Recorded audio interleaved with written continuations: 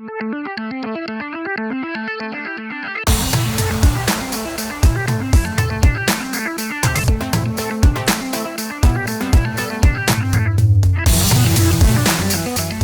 is a perfectionist in some way. It might be making your bed, could be coloring inside the lines, or it could be coming up with exactly 3 examples when making a list.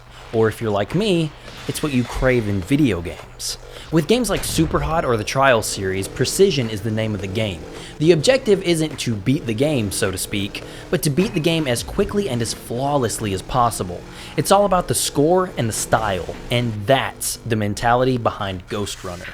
So if that sounds interesting to you, then stick around, you're in the right place. Ghostrunner was recently released on multiple platforms, and I would give a little history lesson on the developers, but seeing as how there are like a billion, I don't think I'm going to waste your time. Instead, shall we begin with the plot? Far in the future, Dharma Tower is the last remaining place where humans reside. This tower kept humanity safe for over a century. Everyone was happy, had a shelter, and many became cybernetically enhanced. But as it always seems to in futuristic utopian settings, things find a way to go horribly wrong. One of the tower's 2 creators, Mara, has gone off the deep end. Thus, the elite task force used to keep peace in the tower were dispatched to put an end to her plans. And that doesn't go too well. Yeah, okay, 20 years pass and the last Ghostrunner wakes up with a disembodied voice guiding him up Dharma Tower, progressing higher and higher to confront Mara and free the rest of humanity from her reach. And from this point on, the plot mostly halts. Instead, conversations between the Ghostrunner you play as and the AI in your head, later named the Architect, take center stage. The morality of the AI is heavily called into question. He's constantly bickering with the Ghostrunner to focus only on the task at hand, defeating Mara. But as the game progresses, a woman named Zoe chimes in at some points, claiming to have known the Ghostrunner before that. She reveals that she's the last of a group known as the Climbers, a rebel force that attempted to stop Mara before the rest of them kicked the bucket. She also claims the Ghostrunner's real name to be Jack. So with the 2 voices in his head, Jack is constantly being told to do this and that by the Architect and Zoe. The Architect is later revealed to be the AI of the scientist Adam, the other half of Dharma Tower's creation. He revived Jack's programming to recruit him to take down Mara and free humanity. The AI is always very quick to tell him to ignore Zoe's request of civil service, like restoring the clean air to a lower level of the tower so hundreds won't perish. Jack always caves and helps out where he can, but the thing is you never see the actual actions take place. You just flip a switch and hope all the air actually did turn on. This goes for all of the Architect's tasks too. This is where I thought the game was going to pull a twist by having one of them turn out to be crooked, and there was way more of a blur between their language and their intentions. Jack even starts to get more autonomy later and questions the Architect's request and mannerisms. But in the climax, we confront Mara and finally do away with her. All the while she's giving the expected spiel of, "Why do you trust him? Don't you want to know the real truth?" And after Mara's out of the way, the Architect takes this opportunity to initiate his master plan, attempting to take Jack's body.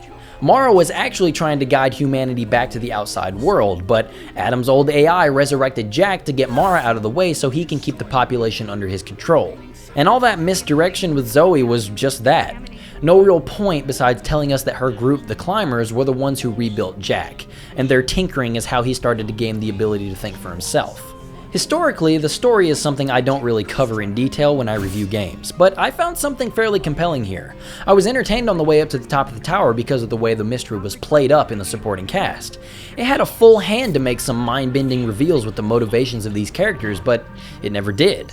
The way I was playing it up in my head was that Zoe was actually a voice being sent to you via Mara, just to get to the top and realize you've been being played the whole time, doing her dirty work, and you really should have been listening to the tragic stories of the Architect. But it's too late by the time you end up finding it all out. But then you somehow find a way to be victorious, yada yada yada. Or it could have been choice driven. Let the player decide who they want to listen to, and then let them face the consequences of this choice.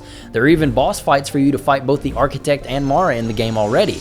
If they decide they don't trust the Architect, then they would fight Mara at the end, and vice versa. Something along those lines. I enjoyed what we did get, but I think it failed to capitalize on the mysteries it stirred up. Thankfully, the narrative is a great complement to an even greater game.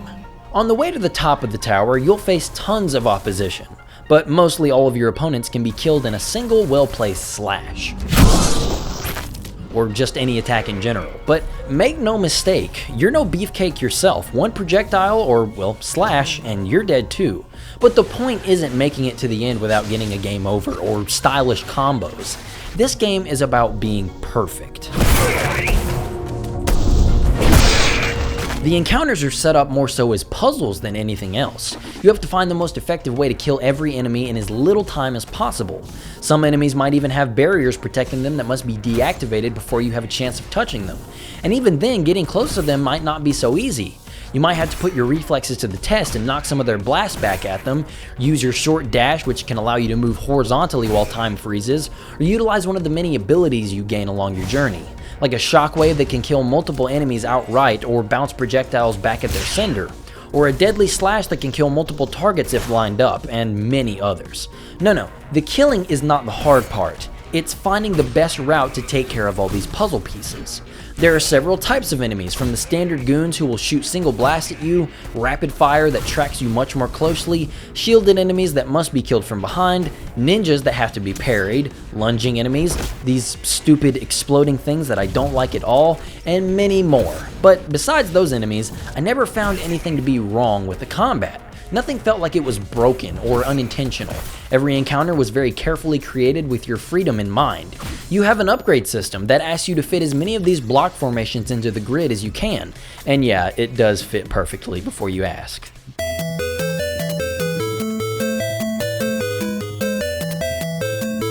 More space unlocks over time, but each formation represents an upgrade, and some of them are pretty unique, so you actually do have the ability to play how you see fit. Nothing ever beat just getting in close with a good sword slash for me though. And my lord, the sound design. Okay, quick tangent, but I love when my audio peaks from a punchy sound effect. The impact of bouncing shots back has such an oomph to it that it's addictive. Just listen to it. Oh, I love it. I love hearing all the crunchiness when hacking out these enemies. And again, all these things make the encounters very replayable. With the ability to essentially go in with a new kind of character after every set piece, it practically begs you to come back and try it in a different way. So when you add all these different pawns and rules to the board, the game gets much more interesting. Some can be approached in similar ways, sure, but some not so much. Some enemies are easier to take care of when you don't have the projectiles of other enemies to worry about. Some are just out of your reach, forcing you to find a new way to deliver that final blow.